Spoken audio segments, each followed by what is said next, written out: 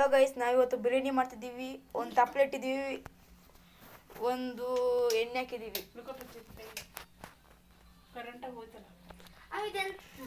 ಇಲ್ಲಿ ಫಸ್ಟ್ ಪಲಾವ್ ಎಲೆ ಹಾಕ್ತಿದ್ದಾರೆ.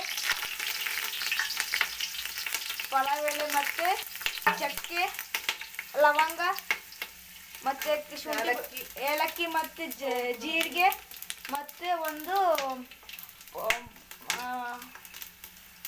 ಉಂಡೆ ಮೆಣಸು ಹಾಕಿದ್ದಾರೆ.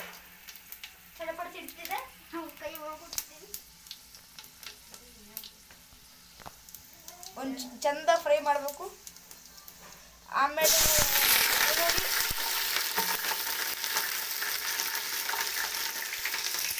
ನಾವು ಮೆಣಸಿಗೆ ಹಾಕಿದ್ವಿ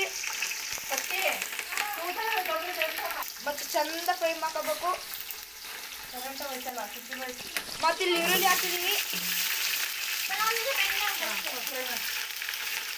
ಮತ್ತೆ ಇಲ್ಲಿ ಫ್ರೈ ಮಾಡ್ತಿದ್ದೀವಿ.